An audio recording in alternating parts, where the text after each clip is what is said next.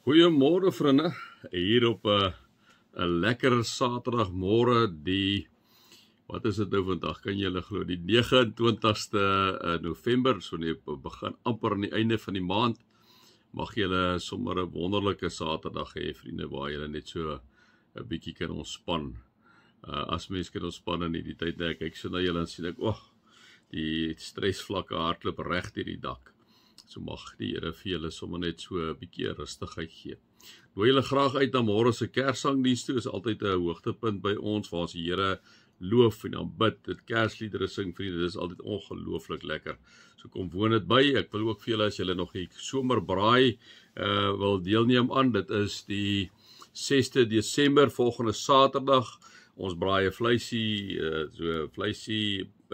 bietjie vark, hoender en 'n worsie. Ons kry 'n roosterkoekie daarby, lekker pap daarby, die van julle wat van pap hou, ons maak 'n slaai daarby, en daar's pudding vriende, en koffie en tee, wat jy, alles vir R120, jy kan vergeet om enige plek dit te gaan kry daarvoor, so ek nooi julle uit.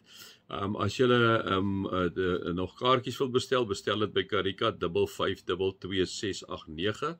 Laat weet vir haar vriende, as jy wil 'n EFT doen, kan jy EFT doen, maar laat dan nog steeds asseblief net weet dat jy dan EFT gedoen het. Sit net in die verwysing somerbraai dat ons dit dan kan optel, maar ek nooi julle uit hartlik soontoe. Kom ons raak net so vir 'n wyle stil by die Here.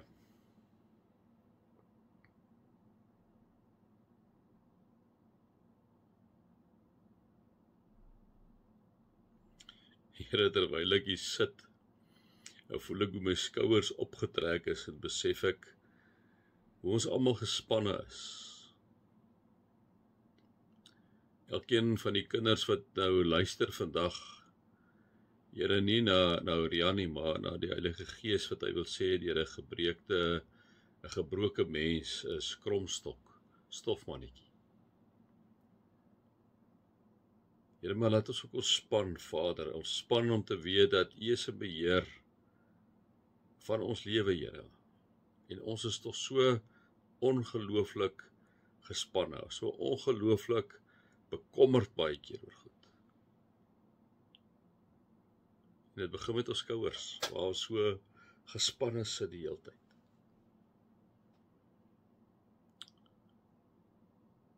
Here, gee ons die vermoë om nou in hierdie moment waar ons sit, en ry, of staan, of lê,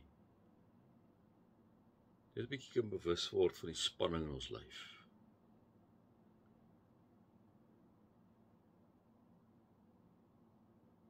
Dankie, Here, dat U by ons is, en vir ons vanoggend wil kom sê wat in Petrus staan, moenie jou bekommer nie, werp jou bekommernisse op my, ek sal sorg.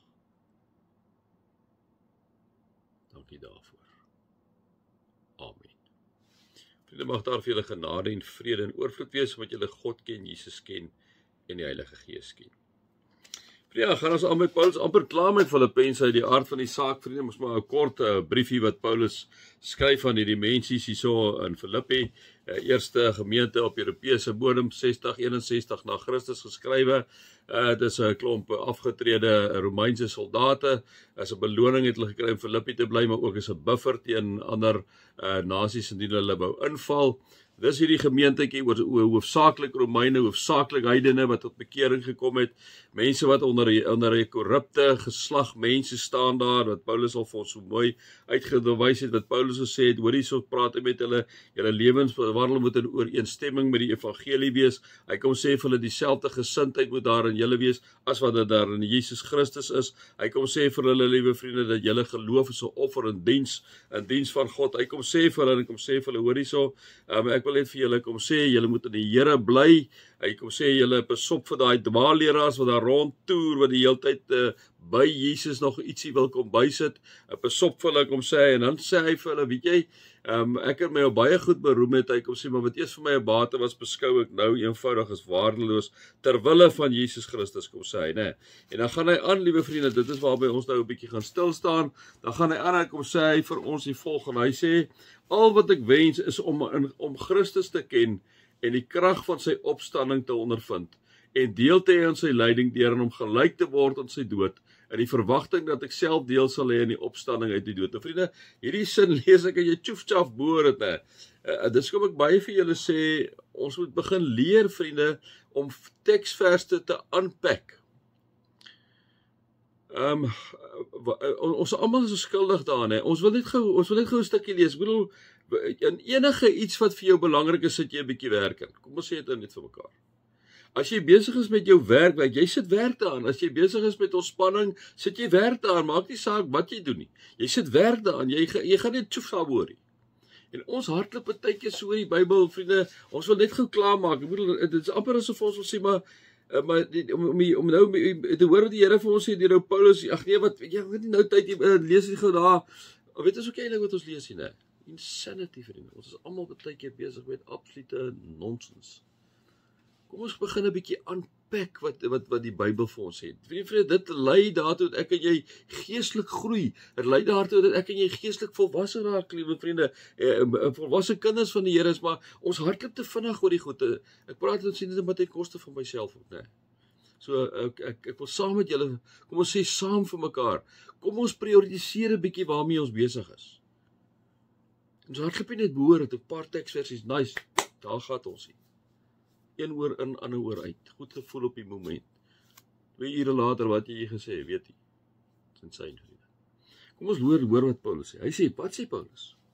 Al wat ek wens is om Christus te ken. Kom ons stop net gou daar. Al wat ek wens sê is om Christus te ken. Nou vriende, wat beteken dit om Christus te ken? Om Christus te ken beteken, liewe vriende, dat ek en jy moet begin, dat hy gebore is in 'n stal, né? Wat ons nou die dag vir mekaar gesê het. Hy is nederig gebore.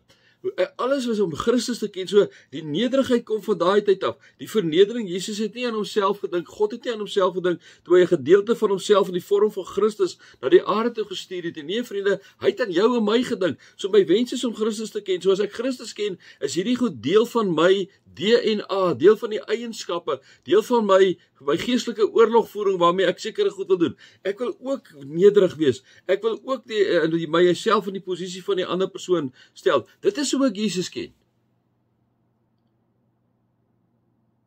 Ek is ook een en dit het ons ook vir mekaar gesê, maar kom ons herhaal dit gou. Ons het ook vir mekaar gesê, liewe vriende, maar ons wil inderdaad ook soos Jesus wees om te gaan weggaan en te gaan bid tot die Vader wanneer dinge te rof raak en nie net tjoef-tjaf goedjies te doen nie.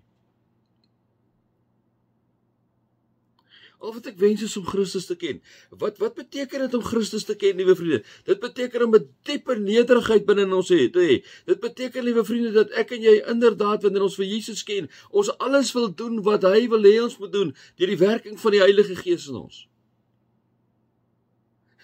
Julle kan verstaan, ons hardloop sjoe, boor die goed. Ons het nie 'n klou eintlik wat daar staan nie, liewe vriende. Ons wil net gou vinnig klaar maak. My skuld ook, né? Wat blaam vir myself daarvoor. Ek praat baie nou met myself. Ons kan nie meer dit bekostig nie. Ons begin hoor wat die Here deur sy Gees sê wanneer ons met sy woord omgaan, liewe vriende. Wat sê hy vir ons? Wat kom sê Paulus? Al wat ek wens is om Christus te ken. Hoe ken jy Christus? Is om by sy voete te gaan sit. Is om regtig, liewe vriende, erns te maak met sy woord. Dis hoe jy Jesus ken. Om deur erns te maak om op 'n Sondag, liewe vriende, te gaan om te hoor wat sê die Here deur sy Gees, deur daai stofmannetjie daar of die vroutjie daar. Om deel te wees van die gemeenskap van gelowiges, daar in 'n klein groep waar jy deelneem, liewe vriende. Hoekom? Want daar in die klein groep wat die Here vir jou so 'n persent kom gee het, kom praat hy deur die selgroeplede en kom praat hy deur wanneer ons die woord deel met mekaar. Dit is hoe jy God ken. Al wat ek wens is om Christus te ken.